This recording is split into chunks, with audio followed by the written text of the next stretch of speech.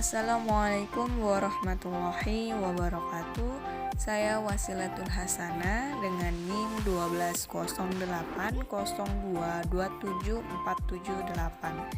Saya mahasiswa 2B Agroteknologi dengan mata kuliah genetika. Pada kesempatan kali ini saya akan menjelaskan materi translasi genetik untuk mengganti tugas praktikum yang diberikan oleh Ibu dosen Ibu Rita Elvianis.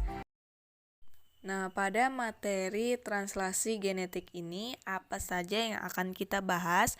Yang pertama kita akan membahas definisi translasi genetik, kemudian kita akan membahas peran translasi genetik, selanjutnya proses translasi dari mRNA sebagai bagian dari sintesis protein pada sel eukariota. Dan yang terakhir kita akan membahas translasi pada prokariota dan eukariota. Nah, kita akan membahas satu persatu. Yang pertama, apa itu translasi genetik? Translasi dalam genetika dan biologi molekular adalah proses penerjemahan urutan nukleotida yang ada pada molekul mRNA menjadi rangkaian asam-asam amino yang menyusun suatu polipeptida atau protein. Nah, sebelum terjadi proses translasi, sebelumnya adalah terjadinya proses transkripsi. Dan di mana transkripsi dan translasi merupakan dua proses utama yang menghubungkan gen ke protein. Translasi hanya terjadi pada molekul mRNA, sedangkan RNA dan tRNA tidak ditranslasi. Molekul mRNA yang merupakan salinan urutan DNA menyusun suatu gen dalam bentuk kerangka baca terbuka. mRNA membawa informasi urutan dari asam amino. Nah, selanjutnya yaitu peran translasi genetik. Translasi genetik ini berperan kepada sintesis protein di mana translasi merupakan tahap kedua dan tahap terakhir dalam proses sintesis protein. Setelah pencetakan ARND oleh ADN yang berlangsung di dalam inti sel selesai, kode genetik akan dibawa oleh ARND ke ARNT. Proses translasi terjadi saat kodon dari ADN diterjemahkan oleh ARNT. Nah, kita akan membahas poin ketiga yaitu proses translasi dari mRNA sebagai bagian dari sintesis protein pada sel eukariota. Berikut penjelasannya.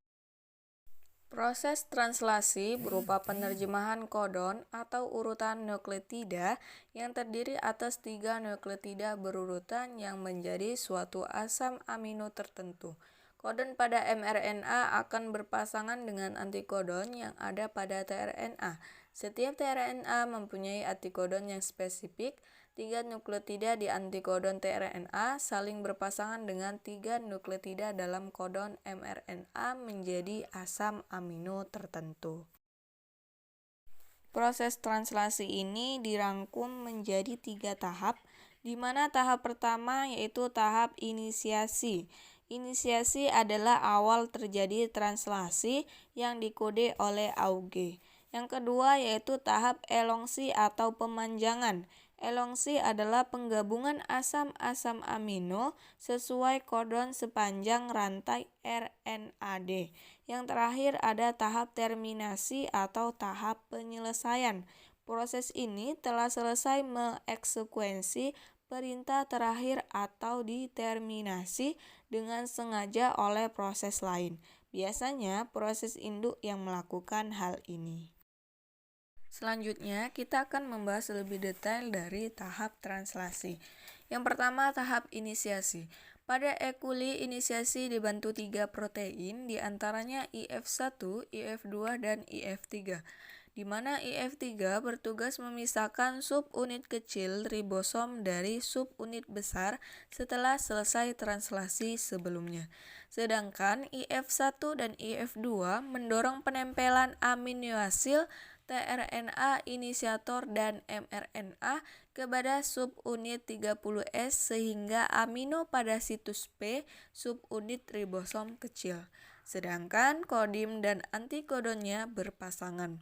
Selanjutnya, kodon inisiator atau AUG menjadikan asam amino N-gromi imitation atau FMIT. Dan yang terakhir, hasil inisiasi menunjukkan suatu ribosom sempurna yang berasosiasi dengan aminoasid tRNA inisiator mRNA. Selanjutnya tahap kedua yaitu pemanjangan atau elongation. Diperlukan IF atau elongation factor. Yang pertama yaitu faktor enzim peptidyl transferase dan faktor GTV. Pada ribosom sempurna tersedia dua situs aminoasil tRNA atau situs P dan situs A. Perpanjangan polipeptida dimulai dengan masuknya aminoasil tRNA yang kedua menepati situs A. Apabila antikodon pada aminoasil tRNA cocok dengan kodon pada situs A, maka peptidyl transferase akan menghubungkan dua asam amino yang dibawa oleh kedua aminoasil tRNA yang berdampingan pada ribosom tersebut. Peptidyl transferase akan melepaskan asam amino dari tRNA yang menempati situs P. Terakhir, tahap terminasi atau tahap pemberhentian. Pada tahap ini, sintesis polipeptida akan terjadi ketika ribosom mencapai kodon tanda berhenti, yaitu salah satu di antara tiga kodon ini adalah UAS, UAG, dan UGA. Pemberhentian kodon adalah triplet yang tidak dikenali oleh tRNA, tetapi dikenali oleh dua protein realizing factors atau R, yaitu R1 yang mengenali UAG dan UAA, serta R2 yang mengenali UAA dan UGA. Selanjutnya, begitu ketemu stop kodon, tidak ada aminoasil tRNA yang dapat menempel pada situs A. Selanjutnya, dengan terminasi ini, maka akan dilepaskan polipeptida yang dibentuk tRNA dan diasosiasi ribosom menjadi subunit kecil atau 30S dan subunit besar atau 50S. Dan yang terakhir, polipeptida yang dilepaskan akan diproses pada bagian sel yang berbeda dengan tergantung pada peran dan tempatnya. Nah, berikut adalah sekilas gambar dari tahap termination atau terminasi. Nah, setelah menjelaskan tahap-tahap dari translasi, kita lanjutkan dengan pembahasan pertama yaitu proses translasi.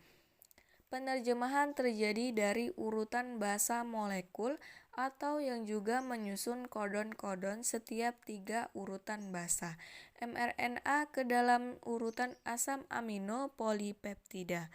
Banyak asam amino yang dapat disandikan oleh lebih dari satu kodon.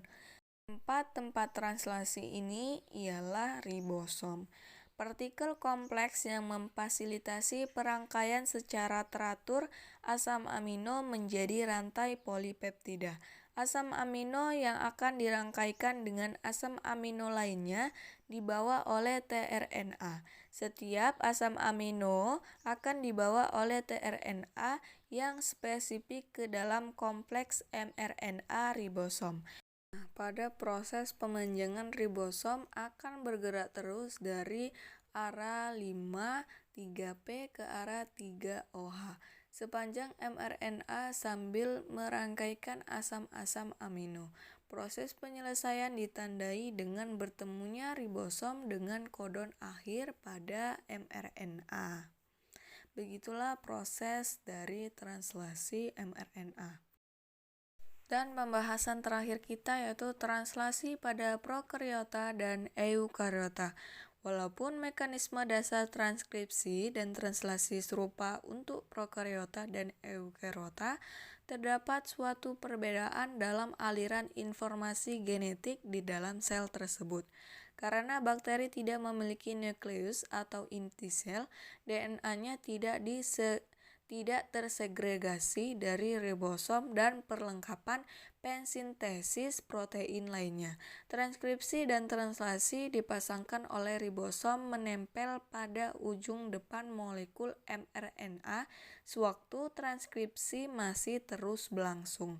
Peningkatan ribosom ke mRNA membutuhkan situs yang spesifik. Sebaliknya, dalam sel eukariot, selubung nukleus atau membran inti memisahkan transkripsi dari translasi dalam ruang dan waktu. Transkripsi terjadi di dalam inti sel dan mRNA dikirim ke sitoplasma tempat translasi terjadi. Demikianlah yang bisa saya jelaskan. Mohon maaf apabila ada salah kata, salah penulisan, dan salah mengucapkan. Saya mohon maaf. Saya akhiri. Wassalamualaikum